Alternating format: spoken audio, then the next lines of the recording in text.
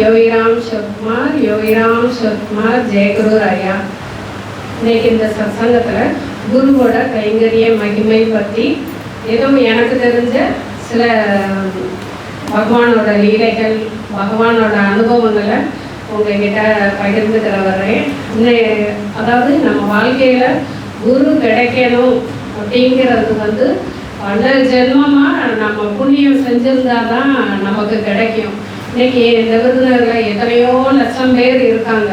ஆனால் இந்த பகவானோட பாதத்துக்கு அடியில் நம்ம இவ்வளோ பேர் இருக்கோம் அப்படின்னா நம்ம இவ்வளோ பேர் ஒரு புண்ணியம் பண்ணியிருக்கோம் அப்படிங்கிறதுல தான் நம்ம புரிஞ்சுக்கிடணும். நம்ம இந்த அளவு ஒரு குருவோட பாதத்தில் இவ்வளோ நேரம் நாம சொல்லியிருக்கோம் அப்படின்னா அது ஒரு பெரிய அருள் பகவான் நமக்கு கொடுத்தது. இல்லாட்டி இந்த ஒரு சத்சங்கமும் நமக்கு கிடைக்காது, இந்த ஒரு நாம 1 மணி நேரம் சொல்கிற பாக்கியமும் நமக்கு கிடைக்காது. நம்ம கோடி புண்ணியம் செஞ்சிருந்ததுனால தான் அந்த பகவானோட நாமமே நமக்கு கிடைச்சிருக்கு. இதை அடிக்கடி அம்மா சத்சங்கத்தில் நிறைய இடத்துல சொல்லியிருப்பாங்க, நாம மகிமை அப்படின்னு சொல்லிட்டு. யூடியூப்பில் நீங்கள் பார்க்கலாம், அம்மா நாம மகிமையை பற்றி எவ்வளவோ சொல்லியிருப்பாங்க. எவ்வளவோ பேருக்கு எவ்வளோ கஷ்டத்தில் அந்த நாம எப்படிலாம் கை கொடுத்துருக்கு. ஒரு ஆரோக்கியம் இல்லாதவங்களுக்கு ஒரு ஆரோக்கியத்தை கொடுத்துருக்கு, வேலை வாய்ப்பை கொடுத்துருக்கு. பகவான் கூப்பிட்ட குரலுக்கு நமக்கு ஓடி வர்றாரு. அந்த நாம மகிமையெல்லாம் அம்மா சொல்லியிருக்காங்க. அதை எல்லாருமே நேரம் கிடைக்கிறப்ப நீங்கள் யூடியூப்பில் எல்லாத்துலேயுமே கேட்கலாம். இப்போ நமக்கு குரு கிடச்சிருக்காரு. நம்ம செஞ்ச புண்ணியத்தின் பலனா நம்ம ஆனால் கைங்கரியம் நமக்கு எப்போ செய்ய கிடைக்கும்? எல்லாருக்கும் ஆசை இருக்கும், நம்ம குருவுக்கு ஒரு கைங்கரியம் செய்யணும் அப்படின்னு. ஆனால் லேசுக்குள்ள அந்த கைங்கரியம் செய்யக்கூடிய பாக்கியம் நமக்கு கிடைக்காது. ஏன்னா நமக்குள்ள நிறைய அழுக்குகள், 4 அகங்காரம் எல்லாமே இருக்கும். அப்படி இருக்கும்போது நமக்கு பகவான் அந்த கைங்கரிய சேவைக்கு நம்மளை தேர்ந்தெடுக்க யோசிப்பார். ஆனால் கொடுப்பாரு, நம்ம கைங்கரியம் செய்ய கொடுப்பாரு. அப்போ நமக்கு ஒரு கஷ்டம் வரும்போது நம்ம நாமத்தை சொல்லி கூப்பிடுறோம், பகவான் நமக்கு உதவி செய்கிறாரு. நம்ம அந்த கஷ்டத்துல இருந்து கடந்து வந்துடுறோம். அதுக்கு நன்றி கடனா நம்ம ஏதாவது செய்யணும்னு நினைக்கிறோம். அப்போதான் நம்ம என்ன செய்கிறோம், இப்படி ஒரு சத்சங்கத்துக்கு வர்றோம். நம்மளால ஏண்டது ஒரு பூ, அதை கூட நம்ம கொண்டாந்து பகவான் பாதத்தில் போடுறோம். முடிகிறவங்க வர்றோம். அப்போ முடிகிறவங்க இங்கே என்ன செய்கிறோம், இங்கே இடத்த பெருக்கிறோம், இங்கே எல்லாத்தையும் விரித்து ரெடி பண்ணுறோம், பகவானுக்கு ஒரு பிரசாதம் படைச்சிட்டு வரோம். அது எல்லாமே கைங்கரியம் தான். அந்த கைங்கரியம் நம்ம எதுக்கு செய்கிறோம்? பகவான் இன்னைக்கு நமக்கு ஒரு உதவி செஞ்சுருக்காரு, அதுக்கு நமக்கு நன்றி கடனாக இருக்கணும். நம்ம அதுக்காக தான் நம்ம ஓடி வர்றோம். நமக்கு செஞ்சுட்டாரே சாமி அப்படின்னு. இப்போ சாமி பிரபஞ்ச பேராற்றல், அவருக்கு நம்மக்கிட்ட எதுவுமே வேண்டியது கிடையாது. ஆனால் நமக்கு தான் அவர்கிட்ட எல்லாமே வேண்டியது இருக்கு. நம்ம எதுனாலும் சாமிகிட்ட ஓடி ஓடி ஓடி போய் நிற்கிறோம். ஒரு சின்ன அடி விழுந்தாலும் ஓடுறோம், ஒரு சின்ன உடம்பு சரியில்லைனாலும் நம்ம ஓடுறோம். நம்மளால எதுவும் தாங்க முடியல அப்படின்னா சாமிகிட்ட தான் ஓடுறோம். அப்போ சாமி அதை ஏற்றுக்கிட்டு நம்மளை அந்த கஷ்டத்தில் காப்பாற்றுறாரு. அதுக்கு நன்றி தெரிவிக்கிறதுக்கு தான் நம்ம அந்த கைங்கரியமே பண்ணுறோம் சாமிக்கு. அப்போ இந்த கைங்கரியத்தில் நிறையா வகைகள் இருக்குது. அதெல்லாம் ரொம்ப பெரிய பெரிய வகைகள். ஆனால் நமக்கு பகவான் கொடுத்த ஒரு சின்ன கைங்கரியம், அப்படி பண்ணு போதும் அப்படின்னு சொல்கிறாரு. என்னன்னா அவரோட நாமத்தை சொல்லு அப்படிங்கிறாரு. அவரோட நாமத்தை சொன்னால் நமக்கு என்ன கிடைக்குது அப்படின்னா குரு சேவை செஞ்ச பாக்கியம் கிடைக்குது. ஒரு குருவுக்கு சேவை செய்கிறதுக்கு நம்ம காட்டுக்கு போய் தவம் இருக்க வேண்டாம், காட்டில் போய் சேவை செய்ய வேண்டாம். நம்ம இருந்த இடத்துல சாமியை நினச்சி அவரோட நாமத்தை சொன்னால் போதும். அந்த நாமம் நமக்கு வேணுங்கிற உதவியும் செஞ்சு கொடுக்கும், நம்மளை சுற்றி இருக்கிறவங்களுக்கும் உதவி செய்யும், இந்த பிரபஞ்சத்துக்கே உதவி செய்யும். இந்த பிரபஞ்ச உதவினா என்ன அப்படின்னா சரியான நேரத்தில் இயற்கை எல்லாமே அதது வேலையை செய்கிறது தான். அப்போ அந்த இயற்கை எல்லாத்தையும் கட்டுப்படுத்துகிற ஆற்றல் நம்ம பகவானுக்கு தான் உண்டு. அவர் தான் பிரபஞ்ச பேராற்றல். அப்படி ஒரு பகவான் நமக்கு குருவாக கிடைச்சது நம்ம செஞ்ச எத்தனையோ கோடி புண்ணியத்தில் தான் கிடைச்சிருக்காரு. நமக்கு கிடைச்ச குரு மாதிரி யார் கிடைச்சிருக்காது. நம்ம அப்படி ஒரு குருவை நம்ம வாழ்க்கையில் வாங்கியிருக்கோம். அவருக்கு நம்ம நல்லா சேவை செய்யணும். அப்போ இப்படி ஒரு சத்சங்கத்தில் வந்து சேவை செய்யலாம். எல்லாரும் இப்போ ஒன்று கூடி இருக்கோம், இவ்வளோ நாம சொல்கிறோம், அதுவே ஒரு பெரிய சேவை தான். வர முடியாதவங்க என்ன செய்யலாம்? அவங்க இந்த சத்சங்கம் நல்லா நடக்கணும். இவங்க எல்லாரும் ஒன்று சேர்றாங்க, 1 மணி நேரம் நாம சொல்கிறாங்க, பகவானோட பெருமைகளை பேசுகிறாங்க. அந்த சத்சங்கம் நல்லா நடக்கணும். நம்மளால போக முடியல, ஆனால் அங்கே நிறையா பேர் வரணும், நல்லா நடக்கணும் அப்படின்னு நினைக்கிறதும் ஒரு பெரிய குரு கைங்கரியம் தான். அந்த மாதிரி ஒரு கைங்கரியம் நம்ம இருந்த இடத்துல இருந்தே செய்யலாம். முடிகிறவங்க ஒரு பிரசாதம் பண்ணிட்டு வரலாம். எதுவுமே முடியலையா, நம்ம இங்கே உட்காந்து மனசார நாமா சொல்லி சொல்லி அவரை கும்பிடலாம். இன்னைக்கு நம்ம தான் அவர்கிட்ட தேவைக்கு ஓடணும். அவருக்கு எந்த தேவையும் நம்ம கிட்ட வேண்டியதில்லை. அதனால நமக்கு வந்து அவர் எந்த ஒரு பிரதிபலனும் எதிர்பார்க்காம தான் நமக்கு செய்கிறாரு. அவ்வியாஜ கருணாமூர்த்தின்னு சொல்லி நம்ம ஆரத்தியில் சொல்லுவோம். அவ்வியாஜ கருணாமூர்த்தினா காரணமற்ற கருணை அப்படின்னு தான் பேர். காரணமற்றனா இன்னைக்கு சாமி வந்து இவா இது கொடுப்பா, அது நம்ம பண்ணுவோம், இவா இது கொண்டு வருவா, அந்த பிரசாதம் கொண்டு வருவா, அதுக்காக நம்ம பண்ணி கொடுப்போம். அப்படிலாம் நம்ம கிட்ட எதுவுமே பார்க்கறது இல்லை. ஒரு உயிர் கஷ்டப்படுதா, நம்ம கூப்பிட்டோமா, நம்ம இது அவருக்கு நல்லது செஞ்சுருக்கோம் செய்யலை, எதையும் பார்க்க மாட்டார். வந்து செஞ்சு கொடுத்துட்டு அவர் போய்கிட்டே இருப்பார். நம்ம தான் அவரை வந்து இறுக்கி பிடிக்கணும். ஒரு குருவுக்கு செய்கிற கைங்கரியம் வந்து கிடைக்கிறது கஷ்டம். அப்படி ஒரு கைங்கரியம் நமக்கு கிடைச்சிட்டா நம்ம அதை வந்து இறுக்கி பிடிச்சிக்கணும். அதுக்காக தான் ஒரு சத்சங்கம் வந்து அம்மா ஆரம்பித்து கொடுத்துருக்காங்க நமக்கு. இந்த சத்சங்கத்தில் வந்து நம்ம எல்லாரும் இதை கைங்கரியமாக நினச்சி இந்த மாதத்தில் ஒரு நாள் ஒன்று கூடுறோம். இந்த ஒரு நாள் எல்லாரும் முடியாந்து ஆளுக்கு ஒரு நாமா சொல்கிறோம், ஆளுக்கு ஒரு சேவை இங்கே செஞ்சுட்டு போனோம்னா நமக்கு அவ்வளோ பெரிய புண்ணியம் கொடுப்பாரு பகவான். நம்மளை வந்து அடுத்தடுத்த நிலைக்கு எடுத்துகிட்டு போகணும் அப்படின்னா நமக்கு ஒரு தகுதி இருந்தால் தான் கூட்டிகிட்டு போவார். ஆரம்பத்தில் இங்கே சத்சங்கம் ஆரம்பிக்கும் போது நாங்கள் 4 பேர் தான் நாம சொன்னோம். நான், ராஜி, உமா, ஏசி வீட்டில் அந்த ரேவதிக்கா 4 பேர் தான் உட்காந்து நாம சொல்லிக்கிட்டே இருந்தோம். அப்போ எங்களுக்கெல்லாம் இவ்வளோ பெரிய இடம் அமையும், இவ்வளோ பேர் கூடுவோம் அப்படின்னே தெரியாது. அம்மா சொல்லியிருக்காங்க, நம்ம செய்கிறோம், அம்மா சொல்லியிருக்காங்க, நம்ம செய்வோம். இதை ஒன்று தான் வச்சுக்கிட்டே நாங்கள் செஞ்சுக்கிட்டே இருந்தோம். அப்போ 4 பேர் நாங்கள் செய்யும் போது எங்களுக்கு வாட்ஸ்அப் வீடியோ காலில் வந்து மாம்பழம் யோகிராம் சத்குமார் நாமக்கடத்தில் பாலச்சந்தர் அண்ணா வருவார் ஆன்லைனில். எங்களுக்கு அப்போவே ஒரு 20 நிமிஷம் சத்சங்கம் கொடுப்பார் ஃபோன்லேயே. நாங்கள் 4 பேர் ஒரு ஃபோனை வச்சுக்கிட்டு அவர் பேசுகிறத கேட்டுக்கிட்டே இருப்போம். அப்போ தான் சொல்லுவார், இந்த இடம் நல்லா பெருசாக வளரும், ஒவ்வொரு செகண்ட் சண்டேயும் நீங்கள் சத்சங்கம் வைக்கணும், நிறையா பேர் வருவாங்க அப்படின்னு சொல்லி அந்த அண்ணா சொல்லி ஆரம்பத்தில் அவங்க தான் எங்களுக்கு வந்து நல்லா சப்போர்ட் பண்ணாங்க. அதுக்கப்புறம் நம்ம நாம சொல்ல சொல்ல பகவான் வந்து பலவித சோதனைகளையும் கொடுத்து தான் நம்ம வந்து அடுத்த ஸ்டெப்புக்கு தயார்படுத்துவார்.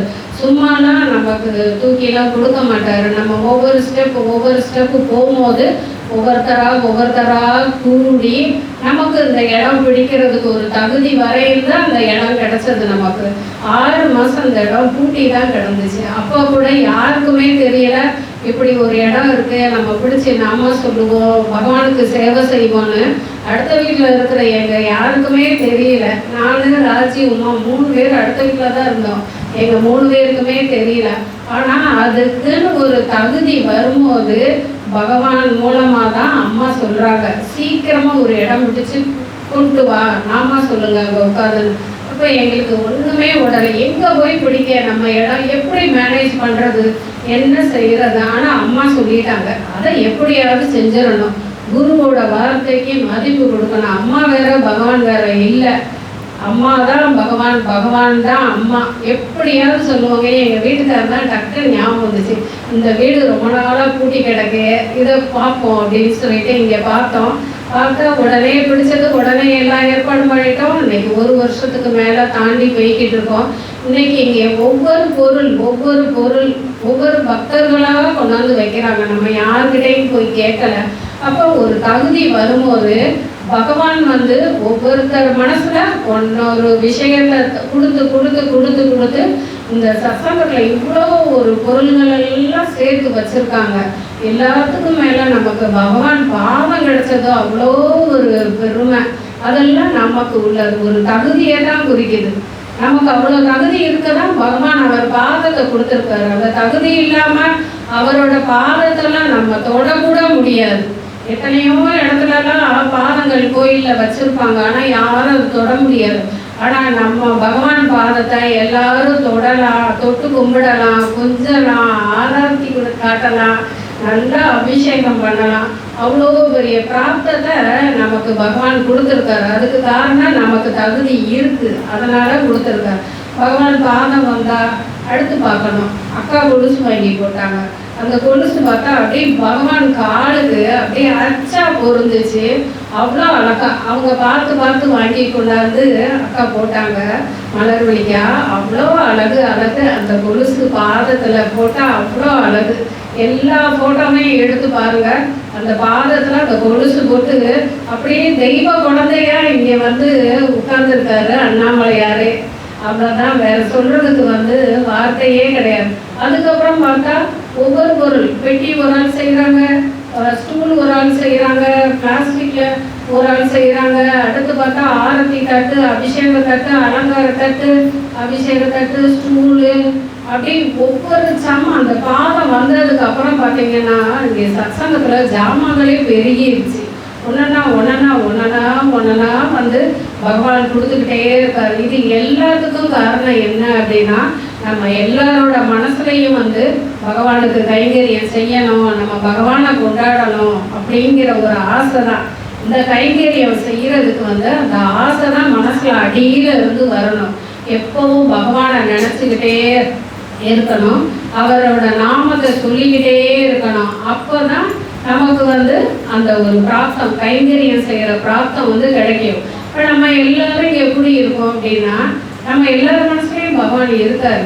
நம்ம நினைச்சுக்கிட்டே தான் இருக்கோம் என்னையாரும் அவரை. இப்போ இன்னைக்கு சத்சங்கம், பகவான் பாதத்தடியில் உட்காந்து எல்லாரும் 1 மணி நேரம் கூட்டு பிரார்த்தனை நாம சொல்லுவோம் அப்படின்னு நம்ம நினைக்கும் போது தான் பகவான் அந்த கைங்கரியத்தை கொடுக்குறாரு.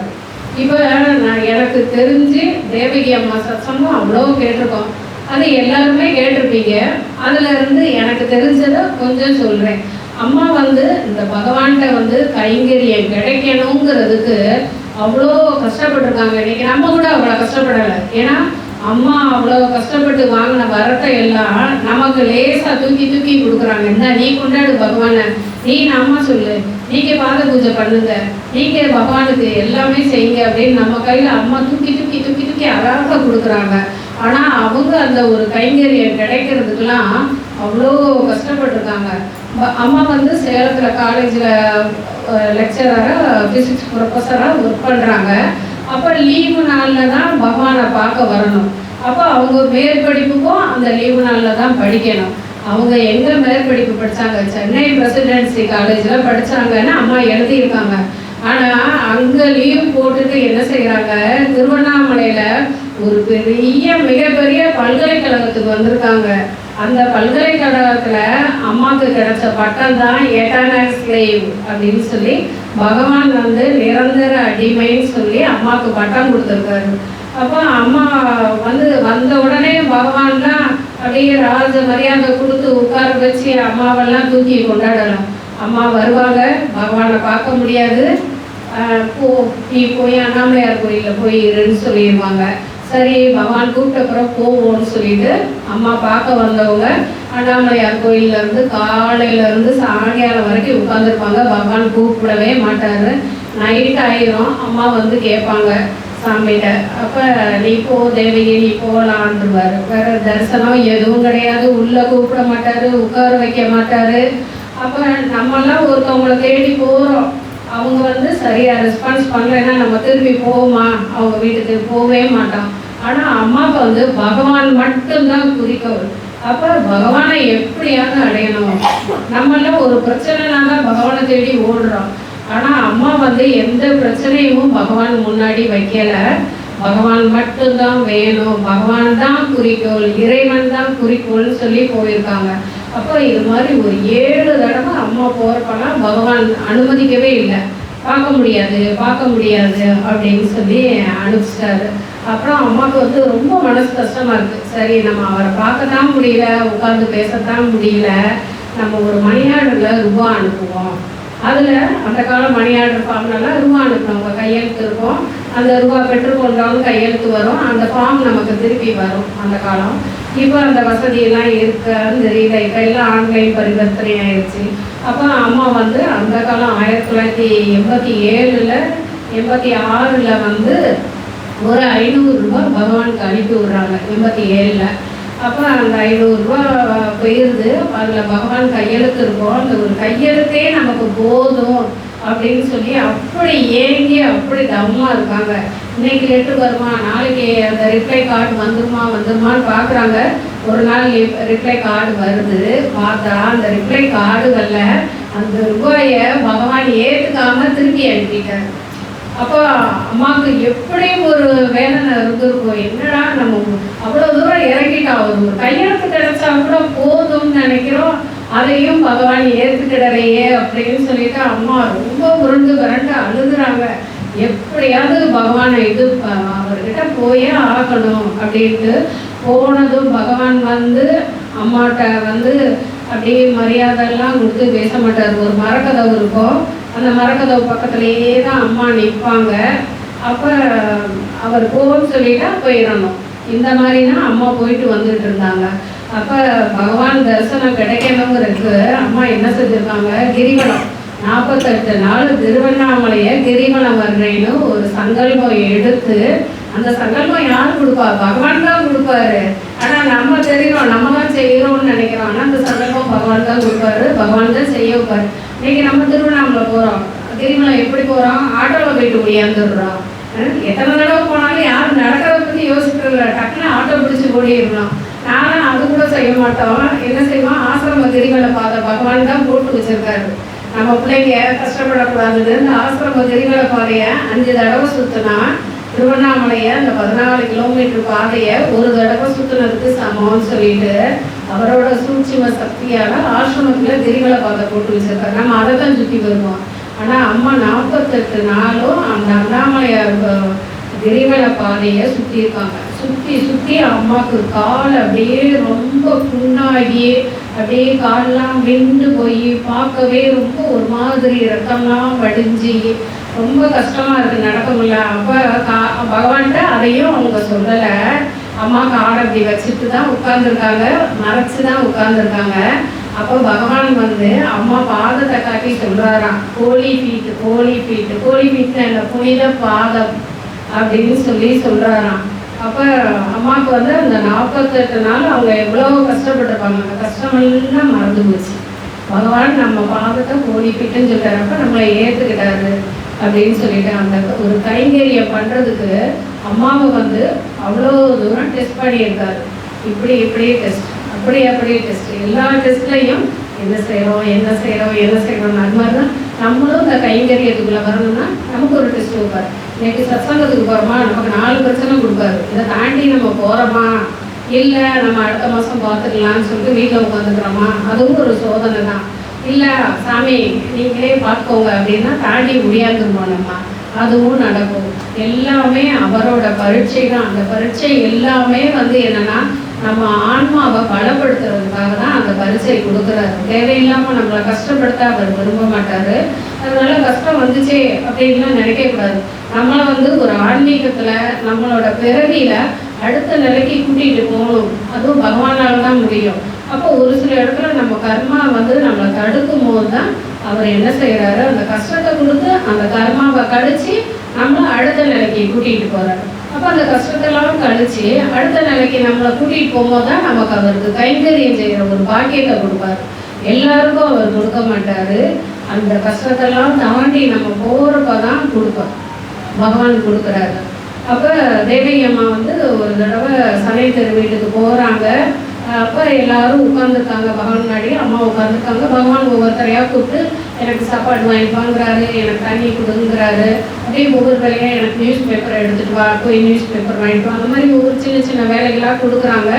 அதை எல்லாரும் ஆசையாக செய்கிறாங்க. அப்போ அம்மா வந்து மனசுக்குள்ள என்ன நினைக்கிறாங்க, நமக்கு மட்டும் வேலை கொடுக்க மாட்டாரு, அவங்களுக்கு கொடுக்குறாங்க, இவங்களுக்கு கொடுக்குறாங்க, கூப்பிட்டு கொடுக்குறாரு, நம்மளை கண்டுக்கவே மாட்டுறாரு அப்படின்னு சொல்லி மனசில் நினச்ச நேரம் பகவான் வந்து ஒரு சிகரெட் ஆஸ்ட்ரைவ் எடுத்து அம்மாட்ட கொடுக்குறாரு. இதை போய் சுத்தம் பண்ணி கழுவிட்டு வா அப்படின்னு சொல்லிட்டு சரின்னா அம்மா வெளியே எடுத்துகிட்டு போகிறாங்க. அம்மா நேரம் சமயத்தர் வீட்டுக்குள்ள நுழையும் தான் பார்க்குறாங்க. பகவானோட வாசல் கடியில் ஒரு பெரிய சாக்கடை போடும். அதில் ரொம்ப அசிங்கம்லாம் மிதக்கும். என்ன இப்படி ஒரு மகான் இருக்கிற இடத்துல எல்லாரும் இப்படி பண்ணுறாங்க அப்படின்னு சொல்லிட்டு அம்மா அப்படி நினச்சிக்கிட்டே தான் உள்ளே வர்றாங்க. இப்போ இவர் போய் க்ளீன் பண்ணிட்டு வாங்க, அதில் வந்து சாம்பலை கொட்டுறதுக்கு வெளியே போகிறாங்க. அந்த வாய்க்காலில் வந்து சாம்பலை கொட்டும் போது அந்த ட்ரே கை தவறி வாய்க்காலுக்குள்ளே விழுந்துருது. அப்போ இதை என்ன செய்யறதுன்னு அம்மாவுக்கு படபடக்குது. டப்புன்னு அவங்க வலது கையவே விட்டு எடுத்துடுறாங்க. அது அடியிலையும் போயிடுச்சு விழுந்தது. உடனே மாறுகாலத்தில் கையை விட்டு அடியில் போனதை எடுத்து அவங்க சேலை முந்தியை வச்சு துடைக்கிறாங்க. ஐயோ பகவான் இதே அப்படின்னு சொல்லி வேகமாக துடைச்சிட்டு அங்கே கொண்டு போய் கல்வீரவா என்ன பகவான்கிட்ட சொல்லவா வேண்டாமா என்னன்னு ஒரே பதட்டம் அவங்களுக்கு வச்சிடுறாங்க. ஆனால் மனசுக்குள்ள வந்து பகவான்கிட்ட மறைக்கக்கூடாது அப்படிங்கவும் அம்மா சொல்லிடுறாங்க. சாமி நான் இதை க்ளீன் பண்ணும்போது இது இந்த மாதிரி விழுந்துருச்சு சாமி, நான் எடுத்து க்ளீன் பண்ணி என் சாரியை வச்சு நான் தொடச்சி இந்த மாதிரி வச்சிருக்கேன் சாமி அப்படின்னு சொல்கிறாங்க. அப்போ பகவான் வந்து சிரிக்கிறாரு. அப்போ பக்கத்தில் எல்லாருக்கிட்டையும் வந்து சொல்கிறாரு சிரிச்சுக்கிட்டே. பகவான் சிரிக்கிறது தான் உங்களுக்கு எல்லாருக்குமே தெரியுமே, பயங்கரமாக வெடிச்சிருப்பு சிரிப்பாரா. சொல்கிறாரு, நான் தேவகிட்ட ஒரு வேலையை கொடுத்தேன், இந்த தேவகி ஒழுங்காக செய்யலை பார்த்தீங்களா, நான் க்ளீன் பண்ண கொடுத்ததா இப்படி வாய்க்காலில் கொடுத்தா அப்படிங்கிறோ அம்மாவுக்கு அழுதழுகையாக வருது. இந்த பூமியே வெட்டுச்சு நம்ம பூமியிறாதா இப்படிலாம் நம்ம வந்து பகவான் சொல்கிறாரு, நம்ம ஒரு வேலையில் தப்பு விட்டுட்டோம், இப்படி கஷ்டப்படுறோமே அப்படின்னு சொல்லிட்டு அம்மா நினைக்கிறாங்க. அப்போ தான் அம்மாவுக்கு புரியுது, ஒரு வேலை வந்து பகவான் நம்ம கையில் கொடுக்குறாரு அப்படின்னா நமக்கு அதுக்கான ஒரு தகுதியும் திறமையும் இருக்கும்போது தான் பகவான் கொடுப்பாரு.